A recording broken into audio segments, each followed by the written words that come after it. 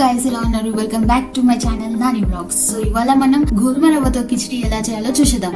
So let's get started. ముందుగా ఒక cooker గిన్నెలో కొద్దిగా గోధుమ రవ్వ అలాగే కొద్దిగా పెసరపప్పు వేసుకొని కొద్దిగా వాష్ చేసిన దాంట్లో కొన్ని నీళ్లు, రుచికి సరిపోయేంత ఉప్పు, కొద్దిగా ఆయిల్ వేసుకొని మూత పెట్టేసి ఉడికించుకోండి. సో దీన్ని మనం ఒక నార్మల్ వేరే గిన్నెలో కూడా ఉడికించుకోవచ్చు, కానీ అది కొంచెం టైం టేకింగ్ ప్రాసెస్ కాబట్టి తొందరగా అయిపోవడం కోసం ఇలా కుక్కర్లో ఉడికించుకుంటాం అనమాట. దీన్ని మార్నింగ్ బ్రేక్ఫాస్ట్ లాగా కూడా తినొచ్చు, అలాగే ఈవినింగ్ కూడా తినొచ్చు. దీన్ని మనం నార్మల్గా అందులో ఏం పప్పులు అవన్నీ ఏం వేయకుండా ఉత్తనే పోస్ట్ చేసుకున్నామంటే చిన్నపిల్లలకు కూడా పెట్టొచ్చు అనమాట. ఇది సేమ్ అన్నం లాగానే అనమాట, కాకపోతే అన్నం తినరు కదా కొంతమంది ఉపవాసం ఉన్నప్పుడు, సో దీన్ని ప్రిఫర్ చేయొచ్చు. ఆల్సో ఇది హెల్తీ కూడా అనమాట. ఇప్పుడు ఈ రవ్వ ఉడికేంతసేపట్లో మనం మిర్చి, టమాటా, ఆనియన్స్ కట్ చేసుకొని పెట్టేసుకుందాం. ఇప్పుడు రవ్వ తాలింపు వేసుకోవడం కోసం టమాటా, మిర్చి, ఆనియన్స్, కల్మాకు, కొత్తిమీర, పల్లీలు, జీలకర్ర, ఆవాలు, మినపప్పు, అలాగే మిరియాల పౌడర్. నేనైతే మిరియాల పౌడర్ వేసుకున్నా, మీరైతే నార్మల్ మిరియాలు అలాగే వేసుకోవచ్చు, లేదా నోట్లో తగలాలనుకుంటే కొంచెం దంచి అలా వేసుకోవచ్చు. నేనైతే పౌడర్ వేసుకుంటున్నా. సో ఇప్పుడైతే కిచిడి కూడా ఉడికిందనమాట.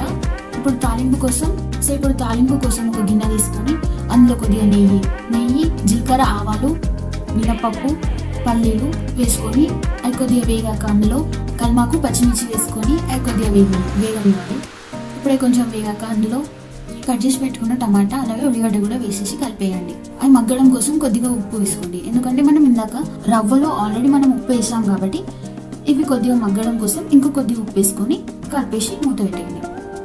ఇప్పుడు అవి కొద్దిగా గోల్డెన్ బ్రౌన్ కలర్ వచ్చాక అందులో ఉడికించుకొని పెట్టుకున్న గోధుమ రవ్వ పెసరపప్పుని కలుపుకొని అందులో వేసేయండి. కొద్దిసేపు అయ్యాక స్టవ్ ఆఫ్ చేసుకొని సర్వ్ చేసుకోండి. సో అంతే ఫ్రెండ్స్, ఎంతో గుమగుమలాడుతున్న ఎంతో రుచికరమైన గోధుమ రవ్వతో కిచిడి తయారైంది.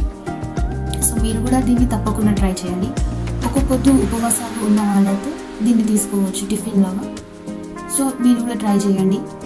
టేస్ట్ ఎలా అనిపించిందో కమెంట్ చేసి చెప్పండి తప్పకుండా.